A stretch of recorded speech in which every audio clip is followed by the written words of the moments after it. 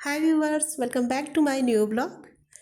और आज मेरे दिन की शुरुआत हुई थी सुबह लगभग 4 बजे। और सुबह सबसे पहले मैंने उठाया था सीडीपी, जिसका रिवीजन मैं कर रही थी। क्योंकि सीडीपी मुझे काफ़ी इंटरेस्टिंग लगता है। तो सुबह उठने के बाद सबसे इंटरेस्टिंग मतलब काफ़ी पढ़ाई में आपका इंटरेस्ट बना रहे, इसलिए मैं सबसे इजी सब्जेक्ट थोड़ी देर के लिए उठाती हूँ। और उसके बाद फिर मैं आ गई डाइट चार्ट पे। और इधर मैं लगभग एक हफ्ते से एक दिन भर में मतलब एक डाइट चार्ट तो मुझे पढ़ना ही है। ये मैंने अपने टारगेट में रखा है कि मुझे एक डाइट चार्ट दिन भर में पढ़ना है। और सुबह की पढ़ाई करने के बाद फिर मैं आ गई थी पूजा करने के लिए। जैसा कि आज अष्टमी का दिन था, जो नवरात्र का लगभग आखिरी दिन, इसलिए काफ़ी सारे काम होते हैं। और पूजा करने के बाद फिर मैं आ गई फलहार बनाने के लिए। इसलिए मैं सुबह का टारगेट में रखी थी कि मुझे 2 से ढाई घंटे सुबह में पढ़ाई करनी, क्योंकि दिन में ना मतलब पूजा वगैरह है और काफ़ी सारे काम हैं, तो फिर दिन में उतनी पढ़ाई नहीं हो पाती। और यहाँ फलहार वगैरह बनाने के बाद फिर मैं आ गई हूँ वापस से दोपहर में, जैसे ही मुझे टाइम मिला। और दोपहर के लिए मैंने पीवाईक्यू क्वेश्चन रखे थे, लो जो मैं मोबाइल से ही सॉल्व कर रही थी। और उसको सॉल्व करने के बाद मैं टेलीग्राम से कुछ क्वेश्चन सॉल्व कर रही थी।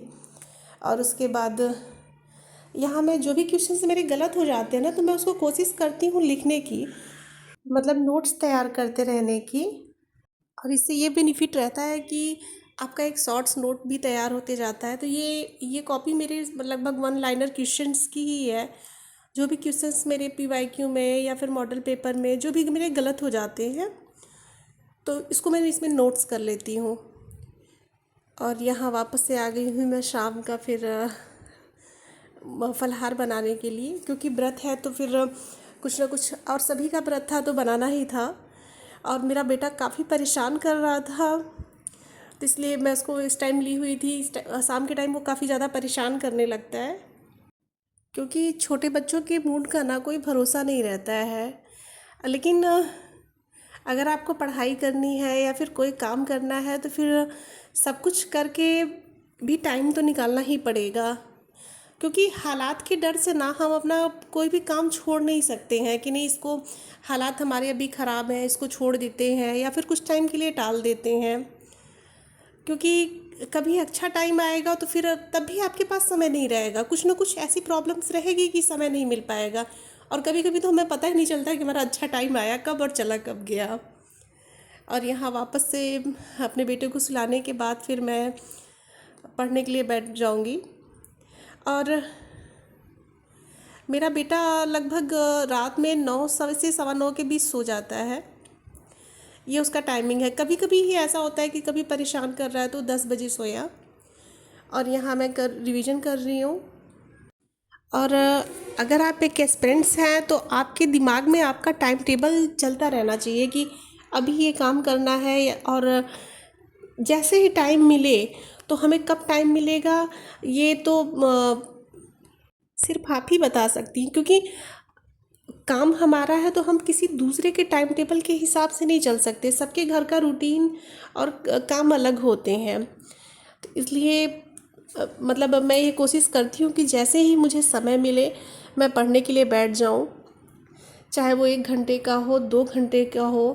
क्योंकि कुछ ना से थोड़ा बेहतर, अगर कुछ भी ना पढ़े, अगर उसमें भी अगर अगर थोड़ा बहुत भी टाइम मिल गया, 2 घंटा भी पढ़ लिया, तो भी एक जो कॉन्सिस्टेंसी जो बरकरार रहती है ना, तो वो सबसे बेस्ट है। क्योंकि टाइम का वेट करते करते ना कि कल टाइम मिलेगा या फिर हालात ठीक होंगे या फिर जब टाइम मिलेगा तब पढ़ेंगे, तो इस चक्कर में पढ़ाई ही रुक जाती है। इसलिए जैसे ही आपको आपको 2 घंटे भी टाइम मिलता है तो आप 2 घंटे से ही स्टार्ट करिए।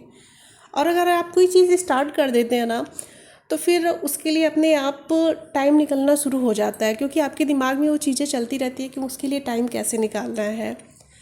क्योंकि जैसे हमारे घर पे कोई फंक्शन होता है या फिर कोई भी काम होता है, तो हम अपने डेली रूटीन में से उसके लिए समय निकालते हैं ना, तो फिर अपनी पढ़ाई के लिए क्या 1 से 2 घंटे का भी समय नहीं निकाल सकते।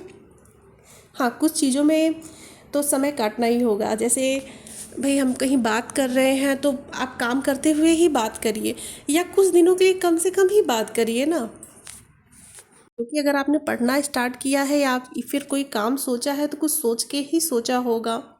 और अगर आपके हालात अच्छे रहेंगे तो फिर सब कुछ अच्छा रहेगा, और हालात ख़राब रहेंगे, स्थिति ख़राब रहेगी तो सब कुछ अच्छा होते हुए भी आपके लिए अच्छा नहीं रहेगा। और कभी कभी ना सब कुछ अच्छा रहता है, आपकी परिस्थिति, आपके हालात सब कुछ अच्छा रहते हैं, पर जो कुछ ना करने की कसक रहती है ना, कि कुछ ना कर पाना, वो नहीं जाता। तो शायद इसीलिए पढ़ाई करनी है।